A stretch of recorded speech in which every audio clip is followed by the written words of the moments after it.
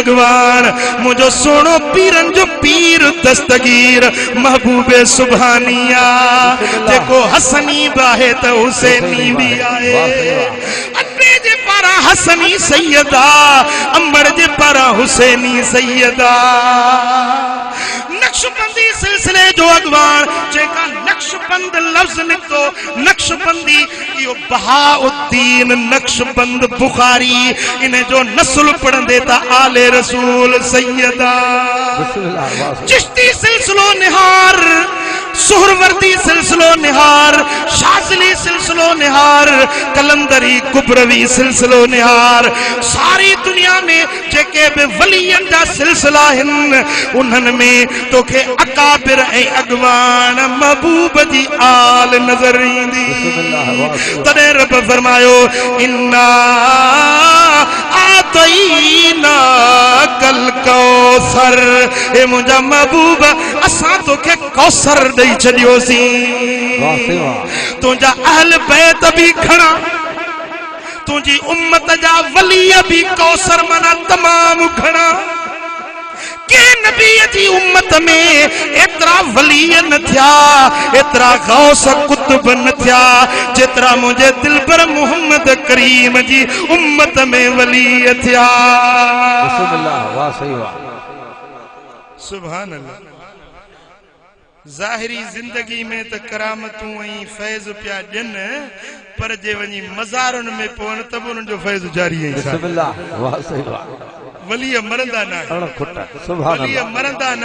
मरंदा आहिनि मरदूद जन के ख़त्मो न दुरूद अल्लाह जा वली मरंदा न आहिनि खुदा जा दोस्त मज़ारुनि में भी जिंदा हूंदा आहिनि के अल्लाह जे वली जी दरबार ते वनी हिया सलाम कर अगर तोखे वा बसीरत हुजे अगर तोखे अंदर वारी अख हुजे अंदर ये जाहिरी बाखियूं न इते अंदर बाखियूं है हां यार कल्बी रूही सिर्री खफी अखफा वाह सही पंज लताइफ आलम अमर जाहिल जन जो असुल मकाम अर्श मौला का मथिया रब्बे जुल जलाल पंजे कुदरत कामला सा इंसान जे बशर जे सीने में ये नूरानी रहमानी लतीफा रखाया है जन जो असुल मकाम अर्श मौला है नूरी मखलूका जदे कामिल मुर्शिद मिले ऐ अल्लाह जो जिक्र करे तो ये लतीफा खुली पवंदा वाह वाह वाह सही वाह सही वो जेका शे हिनन अखियुनि सां नजर नथी अचे सा इनन अखियुनि सां नजर वाह जी टीवी खुली पई सुभान अल्लाह सुभान अल्लाह सुभान अल्लाह हजरत इमाम मोहम्मद ग़ज़ाली रहमतुल्लाह अलैह फरमाए तो इन्नहुम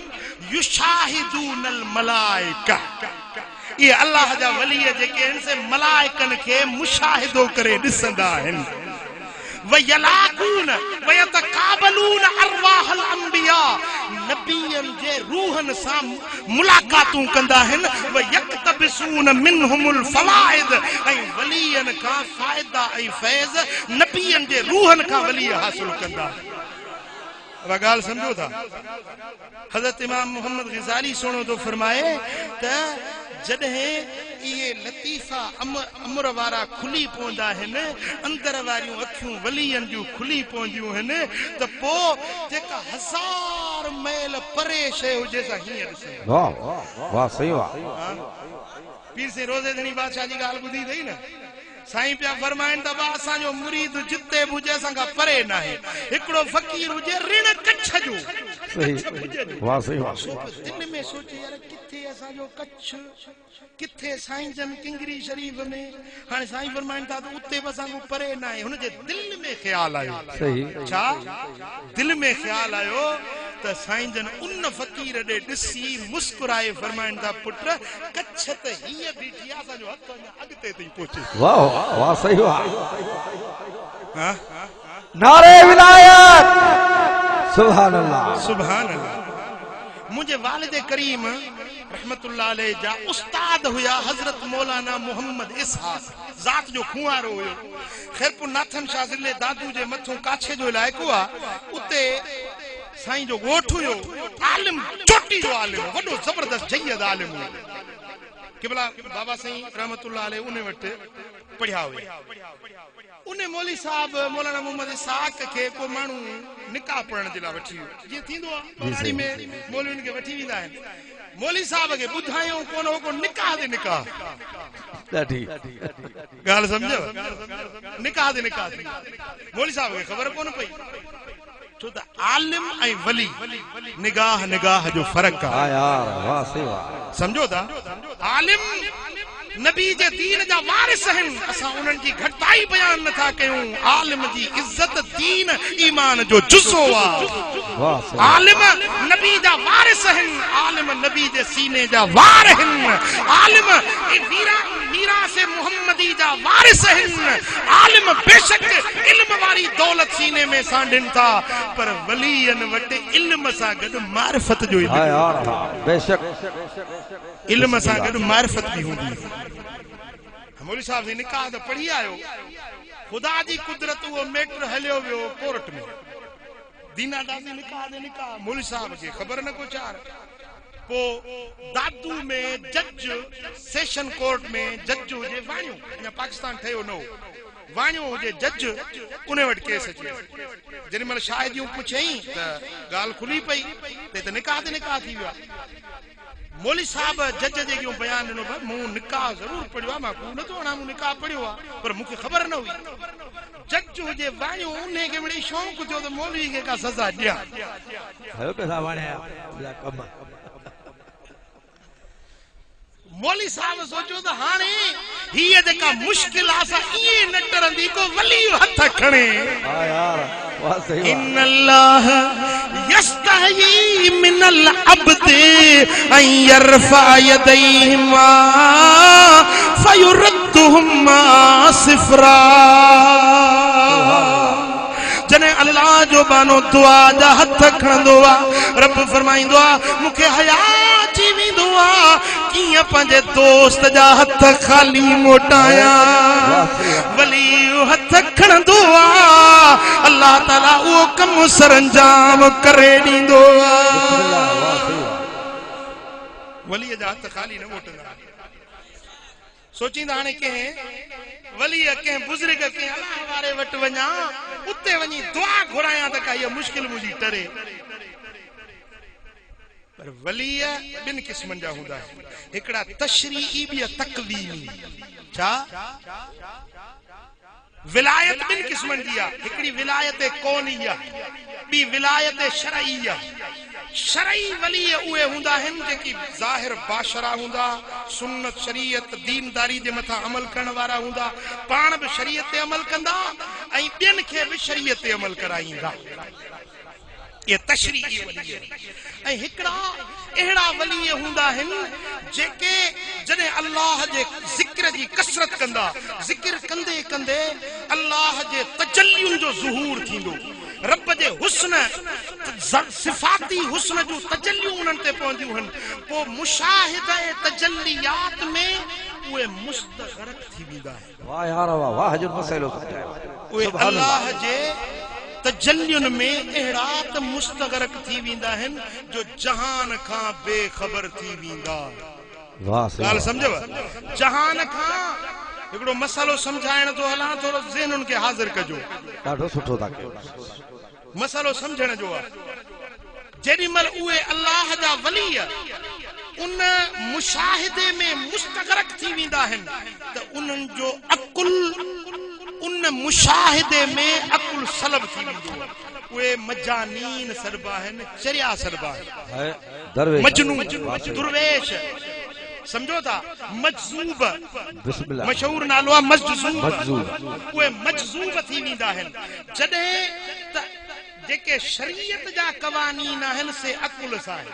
कैसा है सही था चयो शरीयत जा कवानीन अकुल सा है जडे अकुल सलब थी वजे अकुल सलब थी वजे हाने उन ते शरीयत जा कानून लागू ना है वाह सही वाह एड़ो वली जेको मजजूब थी वजे उन मजजूबियत जे हाल में जडे उन वट अकुल मौजूद नाही तब उन जी विलायत मौजूद आ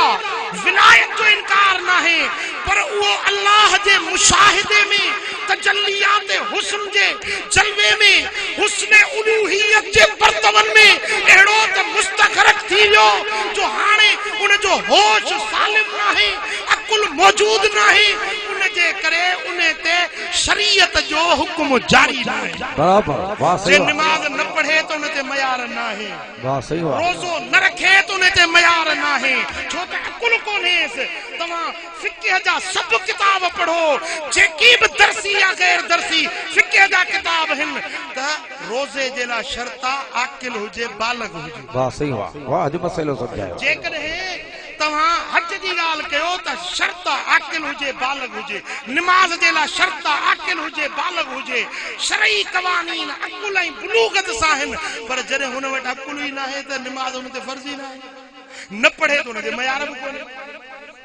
ॻाल्हि सम्झो वाह सही न पढ़े तो हुन ते मयार बि कोन्हे पो उन मस्ती जे आलम में जेकी लफ्ज़ उन जे ज़बान मां निकरनि छो त वली आहे आमन आहे वली आहे उन हाल में बि वली आहे उन जे ज़बान मां जेके लफ्ज़ निकरनि उन खे तसव्वुफ में सरबो आहे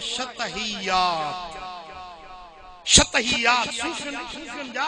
शतहियात यानी एड़ा लफ्ज़ जेके शरीयत जे मुआफिक न हुजनि उहे लफ्ज़ जीअं मसलन बुल्ला शाह रहमतुल्लाह अलैह जने मजसूबी वारे हाल में अची वियो न पो छा चवंदो हो नमाज पढ़ण कम ज़नाना रोज़ा सरवा रोटी उतियां बांगा ओहे देवन नियत जिन्हां दी खोटी मके मदीने ओहे जावन जड़े कम दे होवन टोटी ॾाढी थो करे हा सया समझो था हाणे इन्हनि खे सरबो सूफियुन जा शतहियात सूफियुन जा इन तरह जूं घणियूं ॻाल्हियूं तव्हां ॿुधियूं हूंदियूं औलिया किराम जे सीरत में किताबनि में तव्हांखे हज़ारे अहिड़ियूं ॻाल्हियूं मिलंदियूं जीअं त उहे अकुल खां मजसूब थियल आहिनि तंहिंजे करे उन्हनि जा कौल असांजे लाइ हुज्जत न आहिनि सही था हाणे को माण्हू चवे अदा बुल्ला शाह जे तो नमाज़ पढ़ते न आहे रोज़े ते न आहे अदा हो शाह साईं भेटाई साहब कोन चई वियो आहे त चङो कमु नमाज़ रोज़ो इहो बि चङो कमु पर उहो ॿियो बह मुंहिंजे सां पसी पिरीअ खे नमाज़ रोज़े ते कोन्हे अघजनि त पा न त मणनि खे ई मोट चवंदा आहिनि या न यादि रखो तव्हां जॾहिं उन मजसूबियत वारे हाल में वञो पोइ तव्हां ते मयार न आहे भली नमाज़ न पढ़ो पर जॾहिं तव्हांखे होश आहे अकुल आहे नमाज़ तव्हां ते फर्ज़ आहे रोज़ो तव्हां ते फर्ज़ आहे हज तव्हां ते फर्ज़ आहे मुंहिंजा दोस्तो शरीयत जा कानून तव्हां ते लागू आहिनि अगर छॾी दो त अल्लाह जा बेफरमान सॾबो सही वाह सही वाह हाणे दलील छा भिटाई कोन चई वियो आहे अदा बुल्ला शाह चई वियो आहे अदा शाह बाहू चई वियो आहे असां उन्हनि जी विलायत जो इनकार न कंदासीं पर उन्हनि जा लफ़्ज़ असांजे लाइ हुज्जत न आहिनि दलील न आहिनि असांजे लाइ दलील आहे त क़ुरान दलील आहे दलील आहे त मुस्तफा जी हदीस दलील आहे सदके सही था चओ मां तव्हां खां पुछां थो त बुल्ला शाह जो कौल वधीक या मुस्तफा करीम जो कौल वधीक मूंखे जवाब ॾियो त शाह बाहू जो कलाम वधीक या मिठे मोहम्मद करीम जो कलाम वधीक भिटाई जो रिसालो वधीक या अल्लाह जो कुरान वधीक हाँ रिसालो भी भिटाई जो आयतुन जो तर्जुमो कंदो वियो आहे पर जेका शइ असांजे सम्झ में नथी अचे त असांखे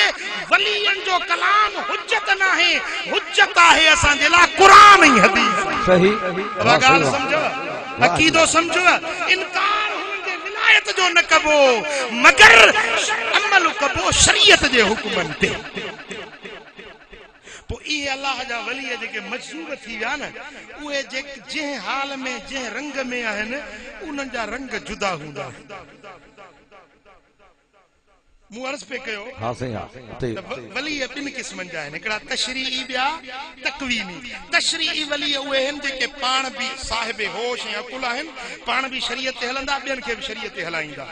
जेकॾहिं थोरो बि शरीयत जे ख़िलाफ़ कमु थींदुनि त यकदमि उन्हनि जी पकड़ थींदी रबोट मुआख़ज़ो थींदो उन्हनि जी गिरफ़्त थींदी पर जेके मजाज़ीब हूंदा आहिनि उहे मरफूल कलम हूंदा आहिनि उन ते कलम शरीयत जो लागू ई न थींदो आहे मजूब जीअं वणनि तीअं चवंदा वतन उन ते मयार न आहे ऐं असांजे लाइ उन्हनि जा कौल हुज्जत न आहिनि दलील न आहिनि दलील आहे क़ुरान ऐं हदीस तव्हां ॻाल्हि सम्झी या न सही था चओ वाह सही वाह सो मौलाना मोहम्मद इसाक चयो त हाणे को एड़ो दुर्वेश ॾिसां को दुआ घुराया ख़बर पई त हैदराबाद में हिकिड़ो मस्त फ़कीर वेठो आ ओ तकवीनी वली तकवीनी वाह सही वाह बस हथ खणी जीअं चवंदो आहे तीअं थी पवंदो पर आहे नांगो लिबास कोन्हे हैदराबाद में मौलाना मोहम्मद इसाक रहमतुल्लाह अलैह फरमाए त हितों हिकड़ी रेल गाड़ी वेंदी ही सुबह जो वेंदी वरी शाम जो मोटंदी सो इतों चई उन रेल गाड़ी ते लुडंदो लमंदो वियुस सॼो ॾींहुं लॻी वियो वञी शाम धारे पहुतुस ओ मस्त फकीर हैदराबाद शहर में फुटपाथ ते वेठो हुजे पर सफ़ा बेलिबास पर हे मुछूं बचियूं हुजन सो जो केला खाधई या फ्रूट खाधई तो उहे बिन के लगा पिया हुजन मौलवी माण्हू आदा ठीक है वडो इम्तिहान बिना मुझे अचण ही अचाए हाणे हे दुआ घुरंदो मुझे केस पता थींदो उन को मां पाण में हिंदो घुरा न बिल पड़ा तो को मुके सवाब भी थिया हाणे हे जेको मस्त वेठो आहे इहो दुआ घुरंदो तो मुझे कम थींदो हेलो भेड़ा मौलवी जे दिल में ये ख्याल पिया हलन तेसी होजी हेठ गाटो कई वेठो ॾिठई बि कोन हीअं गाटो हेठ कई वेठो हुजे हीअं ॾिसी ऐं जे मौलवी हेॾा मूंखे ज़ोर त ॾे ॾाढी वरी बेते हिनखे कीअं ख़बर पई त मां मौलवी आहियां गाटो बि हेठ कई वेठो ॾिठई बि कोन मूंखे हिनखे कीअं ख़बर पई त मां मौलवी आहियां लगे तो आहे साहिब कशफ पर हाणे पराई उघड़ दिसण भी शरीयत में जायज कोने हाणे के वेझो वञा तो वञा कीअं ज़ोर ॾियां त कीअं ज़ोर ॾियां पराई उघड़ दिसण शरीयत में गुनाह अन्नाज़िर वल मंजूर किलाहुमा बिन्ना कंहिंखे उघड़ ॾेखारींदड़ कंहिंजी उघड़ ॾिसंदड़ ॿई जहन्नम मौलवी माण्हू शरीयत हुकुम साम्हूं बीठो आहे दिल में सोचे पियो या हदीस पियो पढ़े दिल में त ॾिसी जे तो हां निकाह ते निकाह पण सवाब बाबा की फकीर के ज़ोर ॾियण गुनाह ठीक बात सही वाह इते मौलवी बनियो निकाह ते निकाह पण सवाब बाकी फकीर के ज़ोर ॾियण गुनाह मारे विधाई मौलवी साहब रेडी आयो हाने पुछो जे नजर में न पे एडो जे ज़ोरड़ा ॾिनई कुले के साईं बस मुते रहम कयो मुंह न को लालच रखी न पैसा ही वरता मौलवी निकाह जो पैसा वठदा मां मुफ्त में पढ़ियो पर मां फास जी पाड़े जे करे अल्लाह वास्ते दुआ घुर क्यों थी उदी मौलवी वन सेवन शरीफ काजी बसरदीन वट वन उन्हें के चो दुआ घुरे अरे साईं मेहरबानी कर मर्द सुञातो दी त इलाज भी कर मौली साहब जो मिनथू लाल उठी चवाए उठी हाणे सी मस्तन सा ॻाल्हाइण बि जिसारत भी न कजे माता के दस दो जा मस्त अची वञे न उन सां घणा खेस न कंदा कयो सही मौलाना दीन मोहम्मद वफाई पक्कन ख्यालन जो उन्हें किताब लिखियो आहे जेको तस्करा मशाहिर सिंध उन्हें में लिखे तो हिकिड़ी माई पई गऊं ॾुहे वेठी हिकिड़ो फ़कीर अचे अम्मा खीर लपत ॾे बुखे ॾाढी उञ मुसाफ़िर आहियां हल मुला माई बुका हुजे खारबाज हल मुला कोने खीर खीर कोने त अलाह कंदो त गऊं बि कोन हूंदो फकीर ये चयूं हलियो वियो साईं माई जो खीर ॾुधो पाण खाधो पीतो सुबुह जो जीअं माल वियो चरण जे लाइ शाम थी त न को माल मोटियो न धराड़ मोटियो सॼो ॾींहुं शाम थी वई राति ढली वई ॻोठ वारनि चयो कॾहिं धनार परे ओरे बि निकिरी वेंदा आहिनि छो था अचनि राति लड़ी वई पर न माल मोटियो न धराड़ मोटियो साईं ॿियो ॾींहुं थी वियो ॻोल्हा कयूं पेरो खयूं का ख़बर ई न पई न को माल जी ख़बर न फर टकरनि जी न को धनारनि जी ख़बर पोइ फ़कीर जा लफ़्ज़ जेके निकिता न शींहं सां खइजे पर फ़कीर सां न खइजे हज़रत क़िबला साईं मशहूरी साहब रहमतुल्लाह अलैह फरमाइंदा हा त शींहं सां खइजे पर फ़कीर सां न खइजे क़िबला साईं मशहूरी साहब रहमतुल्लाह अलैह फरमाइंदा त आसमान तां को किरी पए उमेद आ त बची सघे थो शींहं जे वात में पवे उमेद आ बची सघे थो जेकॾहिं अणतारू पाणी जे कुन में पवे उमेद आ बची सघे थो जेकॾहिं को माण्हू बाह जे विच में किरी पवे उमेद आ बची सघे थो पर जेको वलीअ जे नज़र तां किरियो सो ख़ुदा जे ॾमर खां न बची सघंदो हाँ तो मजूबन सा घणो तवा खेशड़ न कंदा कयो ऐं मजूब जी हिकड़ी निशानी ताके बुधाए दुजे हिकड़ा चरिया हूंदा आहिनि बे पागल थी वेंदा आहिनि अकुल तां ज़हन जी पटड़ी तां लही वेंदा आहिनि उहे मजूब न हूंदा न ज़िक्र कायूं न कमायूं उहे अकुल तो थिड़ी वेंदा आहिनि हिकड़ा वरी ज़िक्र फिक्र वारा विलायत वारा उहे मजूब थींदा आहिनि इन्हनि ॿिन्ही जो फ़र्क़ु कहिड़ो आहे उहो ॿुधी छॾियो जेको साहिब हाल वली हूंदो न उन जे पुठियों बि तव्हां दुरूद शरीफ़ पढ़ो तव्हां पोइते निहारींदो ऐं मुस्कुराईंदो वाह सही वाह क्या ॻाल्हि सही चरियो हुजे न दिमाग़ तां लथल आहे सॼो ॾींहुं बीठा सलाद पढ़ो कुझु कोन कंदो पुठी न वराईंदो पर जेको मजसूब हूंदो पुठियों सलात पढ़ो तव्हांजे निहारींदो ऐं मुस्कुराईंदो इहा मुंहिंजी निशानी बिस्मिल्लाह वाह सही वाह ॻाल्हि सम्झो सो हाणे मौली साहब ॾिठो त मस्त माण्हू चिड़ी पियो आहे हाणे हिनखे वधीक चवण मुनासिब न आहे उथी उथी मौलवी चवां उथी वञ सेवण कादी बसर दी न वञ सेवण में पाठ शरीफ वारा बुजुर्ग जेकी हिजरत करे ते सेवण शरीफ में रहिया हुया उन्हनि जो खानवादो अॼु ताईं मखदूम सेवाणी रहमतुल्लाह अलैह जो मखदूम अब्दुल्लाह सेविस्तानी जो खानवादो उन्हनि जो चश्मे चराग हिकिड़ो बुजुर्ग थी गुज़रियो आहे काज़ी बसरुद्दीन रहमतुल्लाह अलैह वॾो वक़्त जो पोतल बानो हुयो चई त हाणे उन वटि वञ तुंहिंजो कमु उते थींदो वरी जमोली साहब जो मजबूर वरी उतो मोटियुसि वरी गाॾी हथ कयमि वरी हाणे इहो लुॾंदो वरी ॿिए ॾींहुं शाम जो हिते पहुतुसि जेॾीमहिल सेवण शरीफ़ पहुतुसि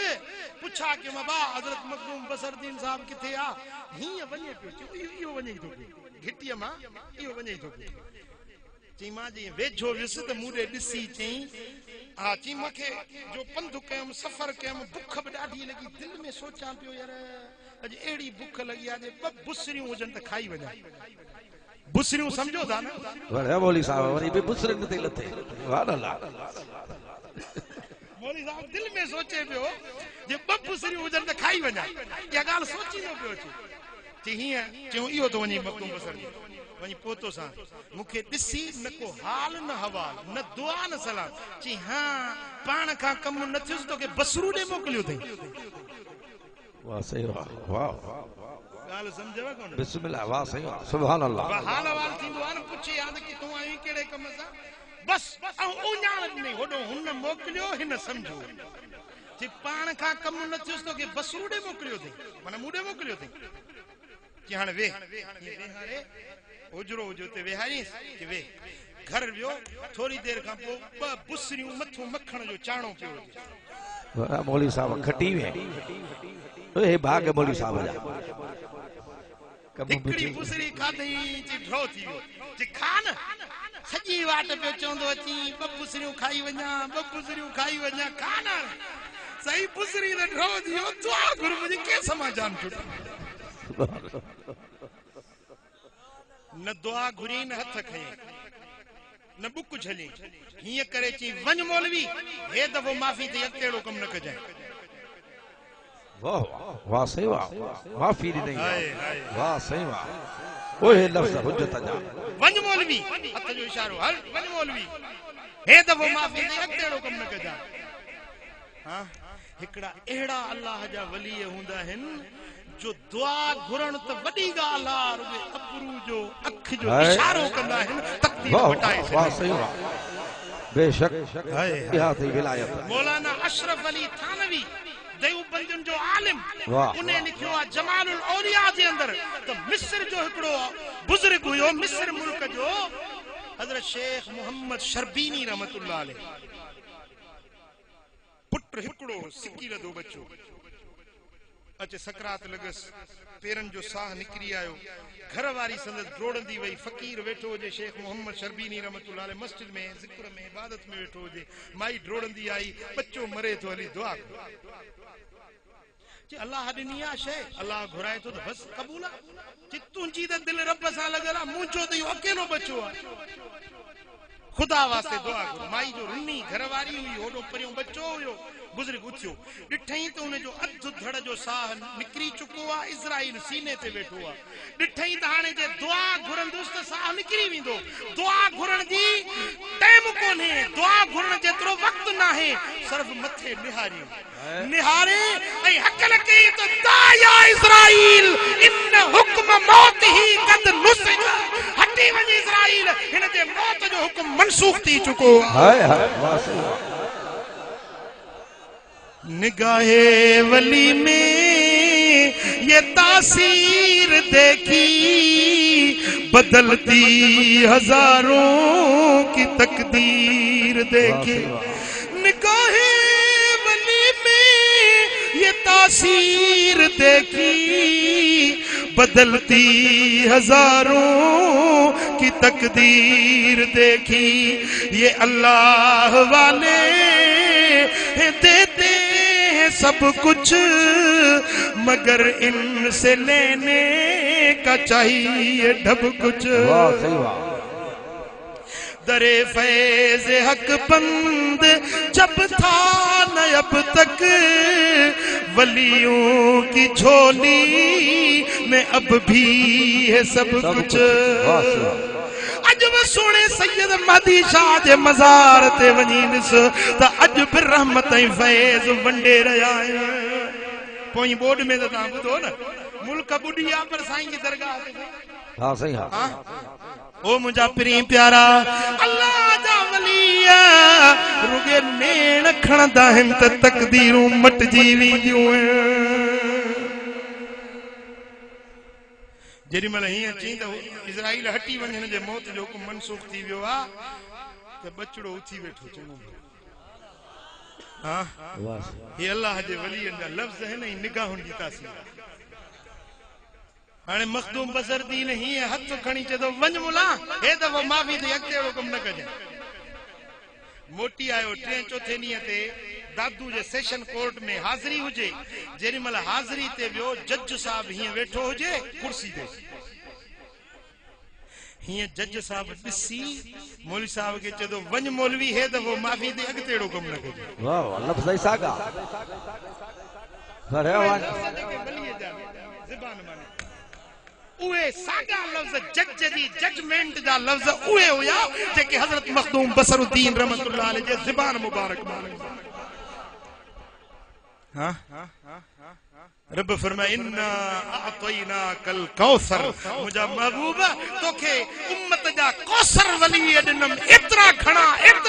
वली एतिरनि करामतुनि वारा ॾिनम जो क़यामत अची वेंदी तुंहिंजे उम्मत जे वलियनि में कमी न ईंदी बराबर इहो फैज़ मुहम्मदी कौसर वारो जारी ऐं सारी रहंदो हाँ सही हाँ आहे या न अॼु बि आहे या न मिलाइन जे की मौला सा अल्लाह वारा अञा आहिनि बिस्मिल्लाह ओ मिलाइन जे की मौला सा अल्लाह वारा अञा आहिनि मिटाइन मिंट में जेकी लिखियल तकदीर जा लेखा उहे माझी उहे गाज़ी लिखण वारा अञा आहिनि की मौला सा अल्लाह वारा अञा आहिनि मता भाऊ ये भाई मरी जा मोर सब सारा पटे अखियूं निहारे ॾिस खुदा वारा अञा आहिनि पटे अखियूं निहारे ॾिस खुदा वारा अञा आहिनि ओ मुंहिंजा दोस्तो उहे अल्लाह जा प्यारा तूं असां सुम्हंदा आहियूं पर अल्लाह जा वली सुम्हंदा न आहिनि वल्लज़ीन यबीतून लिरब्बिहिम सुज्जदन व क़ियामा उहे अल्लाह जा बाना आहिनि जन जूं रातियूं सजदनि ऐं क़यामन में गुज़री वेंदियूं आहिनि ख़ल्क़ सुम्हंदी आहे हू पंहिंजे रब जे हुज़ूर में हथड़ा खणी पंहिंजे मुरीदनि जे लाइ दुआऊं वेही घुरंदा आहिनि आयल आफ़तूं ऐं शामतूं उन्हनि जे दुआउनि जे सदके रब टारे छॾींदो सुभान अल्लाह मुंहिंजा दोस्तो काफ़िल क़िफ़ल जी निंड सुमन पर अल्लाह जा बाना मां अर्ज़ कया थोरो मुंहिंजी ॻाल्हि गौर सां ॿुधो मां आख़िरी हिसे में आहियां गौर सां ॻाल्हि ॿुधो उहे वेही मुंहिंजे ॻाल्हि खे सम्झो चओ सल्लल्लाहु अलैहि या रसूल अल्लाह वसल्लम अलैका हजरत हबीब अजमी अल्लाह जो कामिल वलिया वरी उन जी घर वारी बि रब जी वली यहबानी हुई जेॾीमहिल राति थींदी हुई केॾीमहिल बुज़ुर्ग सुतो पियो आहे बीबी साइण उथंदी हुई केॾीमहिल बीबी साइण जागंदी हुई ऐं बुज़ुर्ग आरामी हूंदो हुयो त बीबी साइण उथारींदी हुयसि छा चवंदी हुई लफ़्ज़ कहिड़ा आहिनि बीबी साइण चवंदी हबीब उथ सफ़र डिघो सफ़र लंबो सालियन जा काफ़िला रवाना थी विया असां रहिजी वियासीं उथी पंहिंजे पीढ़ीअ खे परचाइण जो वेलो अची वियो जो राति पवे ते बेदर्दानू निंदर प्यारी आवे बेदर्दानू निंदर प्यारी आवे दर्द वदानू याद सजण दी सुतियां आन जगावे सुभान अल्लाह मुझे सोने सैयदना इमाम हुसैन जो बच्चो हजरत सैयदना इमाम ज़ैनुल आबिदीन करबला जा दुख ॾिसी पंहिंजो साथ लुट बे ॾिसी जॾहिं वापसि मदीने पाक ॾे मोटिया आहिनि रिवायत में अचे थो त पूरी ज़िंदगी बकिया उमिरि जे मुबारक जा ॾिहाड़ा नबी जो शहज़ादो कॾहिं खिलियो न आहे हर वक़्तु रोंदो ई रहंदो हुयो रोंदे रोंदे रात थींदी आहे ख़ल्क़ सुम्हंदी आहे पर सैयदना इमाम ज़ैनुल आबिदीन उथी अल्लाह जे इबादत में मुसल्ले खे आबाद कंदो ॾींहं जो मालूमात गॾु कंदो आहे त कहिड़े घर वटि अॼु मानी न आहे कंहिं वटि अनु न आहे कंहिं वटि अटे जी ज़रूरत आहे कंहिंखे लटे जी ज़रूरत आहे कंहिं वटि अॼु पैसे जी ज़रूरत आहे ॾींहं जो मालूमात गॾु कंदो आहे जॾहिं राति थींदी आहे सोणे हुसैन जो शहज़ादो पंहिंजे कुल्हनि जे मथां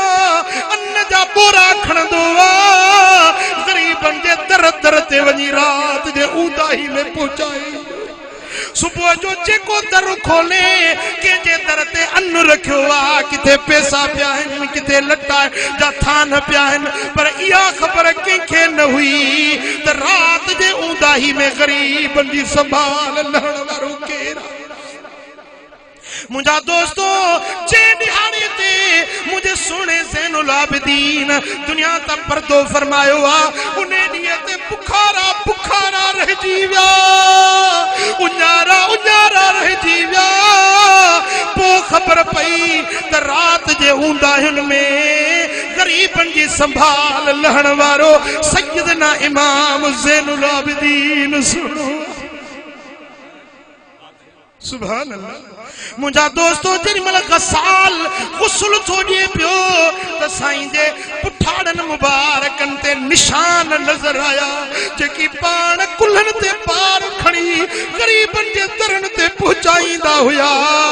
उहे कुल्हनि जे मथां निशान नज़र आया ही मुंहिंजे महबूब जे बचड़नि जो किरदार आहे ही हुननि जी इबादत आहे ही ग़रीबनि जी गमख़्वारी जो अंदाज़ जो सल्लल्लाहु अलैहि हाय हाय हाय हाय वाह सही वाह सल्लल्लाहु अलैहि या रसूल अल्लाह 25 हज प्यादल कया पंथ प्यादल 25 हज सुभान अल्लाह मुझे सोने सैयदना इमाम ज़ैनुल आबिदीन ॿुधंदो हो को बीमार आ त हली वञी उन्हनि जी पुछा कंदो हुयो ॿुधंदो हो त को ग़रीब आ त हली वञी उन्हनि जी मदद कंदो हुयो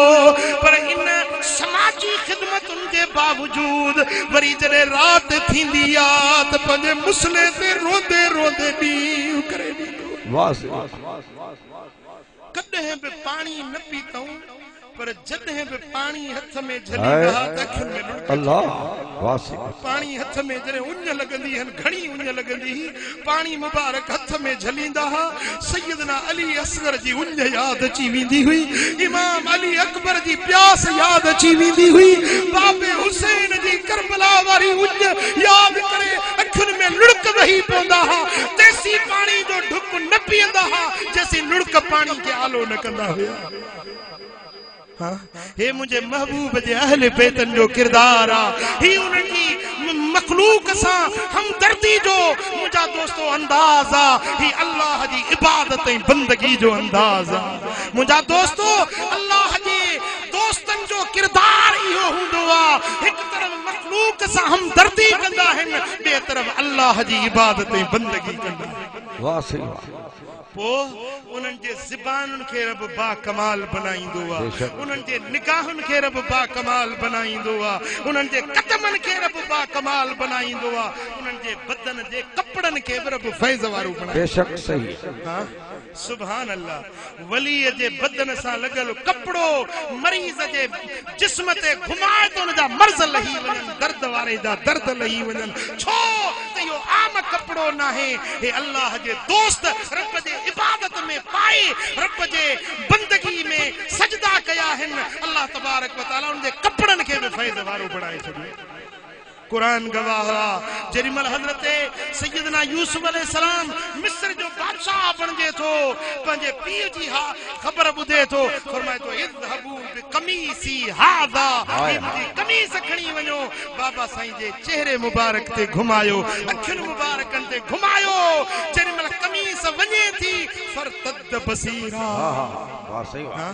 मालूम थियो कुरान जो नस सां त अल्लाह जे प्यारनि जा कपड़ा बि फैज़ ॾींदा हाँ ये सब इन्ना आतैना कल कौसर जो रंग बेशक। रब फरमाए मुझा महबूब तोखे एतिरो ॾेई छॾियुमि ऐं तूं बि पंहिंजी उम्मत खे ॾींदो रह साइल फला तनहर को साइल अचई त उनखे झिणकिजाए न खाली न मोटाए। अबा पुट कंडियारे वारा असां घुरंदा आहियूं दौलत पैसो चेयरमनी मेंबरी पर अल्लाह जा बाना